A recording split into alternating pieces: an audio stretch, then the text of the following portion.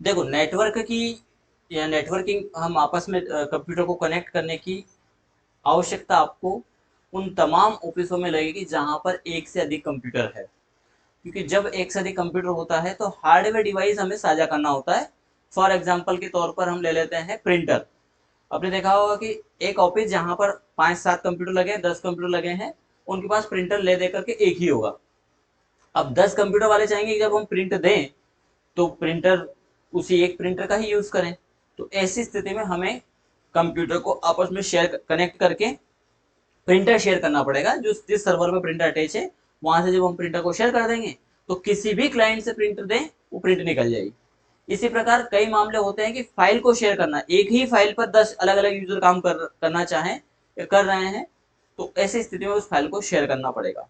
लेकिन in sharing के पहले हमें कंप्यूटर को कनेक्ट करना पड़ेगा। तो ये एक ऐसा मामला है कि जिसको आपको शेयरिंग करना आता है। नॉर्मली यदि आप कहीं पर जाकर के भी करते हैं तो 400-500 रुपए आराम से आपको मिल जाएंगे। यानी आपकी फीस में से 500 रुपए आज माइनस कर देना सीधे सीधे, क्योंकि वो चीज इतने की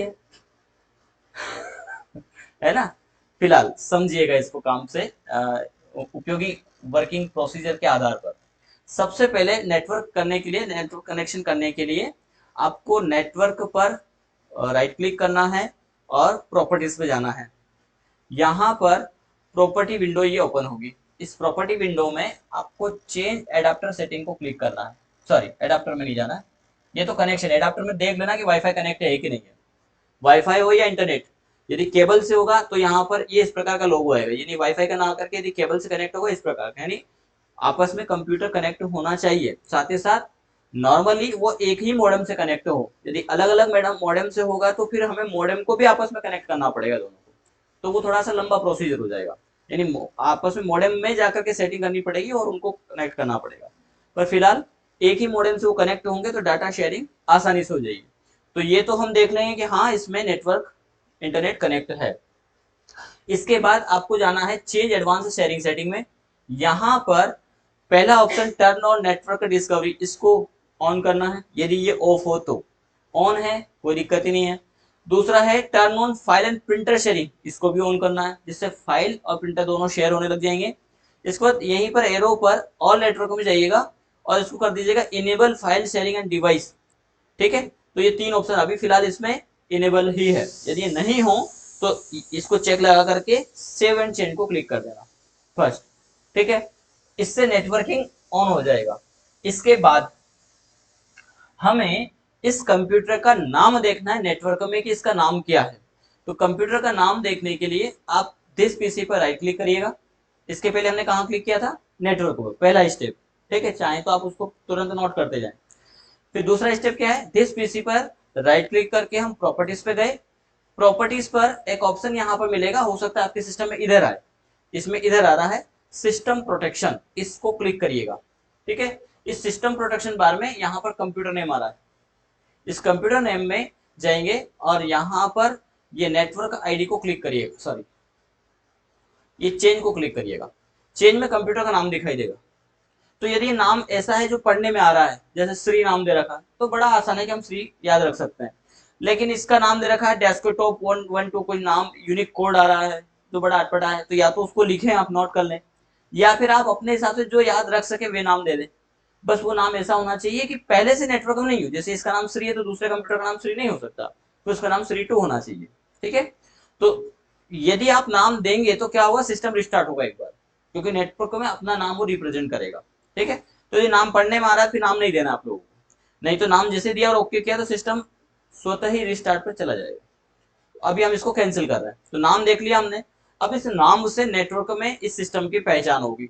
ये कैसे पता करें, तो इसके लिए आप स्टार्ट पर क्लिक करिएगा, यहां पर टाइप करिएगा रन। तीसरा स्टेप है ये, पहला स्टेप नेटवर्क वाला, दूसरा दिस पीसी वाला, तीसरा रन।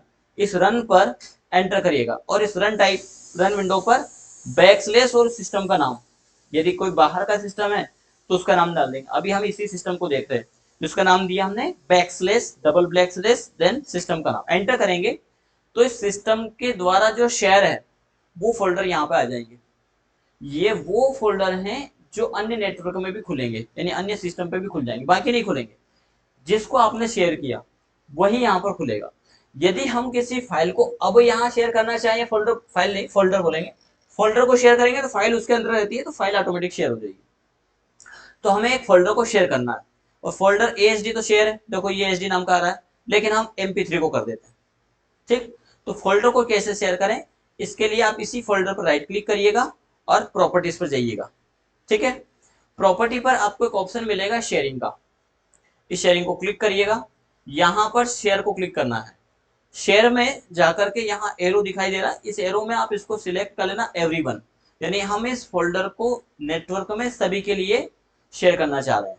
ठीक है, पर्टिकुलरली भी हम दे सकते हैं, लेकिन फिलहाल हम एवरीवन सिलेक्ट करके ऐड करेंगे। यहाँ पर एवरीवन के लिए आगे लिखा है रीड, यानी सिर्फ पढ़ सकते हैं एवरीवन, उसमें कोई करेक्शन नहीं कर सकते। आप चाहते हैं कि करेक्शन भी कर सके, तो फिर इसको रीड एंड राइट दोनों कर देना, देन इसको शेयर कर देना, तो नेटवर्क में ये फाइल शेयर हो जाएगी। शेयरिंग की एक परमिशन और देना है, एडवांस शेयरिंग, तो यहाँ पर एडवांस शेयरिंग में जाइएगा इसके बाद, और यहाँ पे चेक लगा दीजिएगा, शेयर दिस फोल्डर, परमिशन में जाइएगा और यहाँ पे चेक लगा दीजिएगा फुल कंट्रोल का। फुल कंट्रोल में वो रीड राइट्स डिलीट सब कर सकता है। अभी आप चाहें कि सिर्फ चेंज कर सके या रीड कर सके, तो वो भी आप परमिशन दे सकते हैं। अभी फिलहाल हमने ऑल किया, अप्लाई किया जैसे अप्लाई किया देखिए MP3 इधर दिखने लग गया, इसके पहले यहाँ दिखाई नहीं दे रहा था। ठीक है, अब यहां दिखाई दे रहा है, ऐसा ही नहीं, ये नेटवर्क में जितने भी कंप्यूटर जुड़े हैं उनमें सब में दिखाई देगा। यदि आप बाहर के सिस्टम में MP3 को खोलेंगे तो ये खुल जाएगा। और यदि यहां से कोई फाइल आपको, जैसे सिस्टम की शुभम अकेडमी नाम की फाइल हमें बाहर वाले सिस्टम में पहुंचाना है, तो हमें कुछ नहीं करना है, इसको उठा करके इस फोल्डर में डाल दो। जब आप इस फोल्डर में डालेंगे तो इस फोल्डर में भी वो दिखाई देने लगेगी।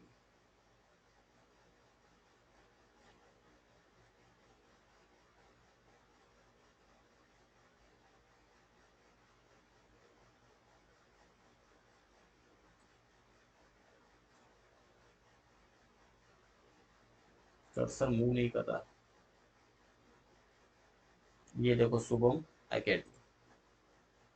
ठीक है, तो इस प्रकार आपको नेटवर्क शेयरिंग यूज करना है। एक बार हम इसको बाहर वाले सिस्टम में देख लेते हैं, तो वहां से यहाँ डेटा शेयर करके देख लेते हैं। ठीक है, यदि हमें यहाँ पर बाहर वाले सिस्टम को ओपन करना है, तो हमें जाना होगा रन पर, और रन विंडो पे उस सिस्टम का नाम देना होगा। तो मैं नाम देख करके आ जाता हूँ, 2 मिनट।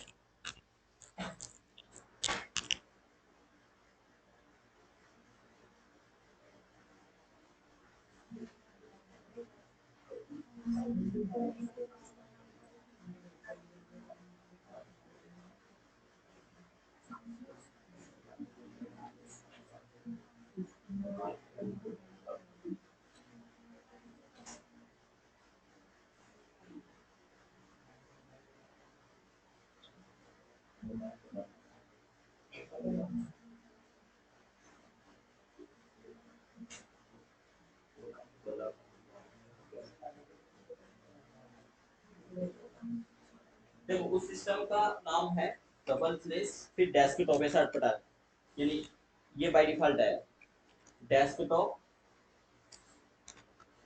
डेस 5T5 और कुछ कीवर्ड छूट गया।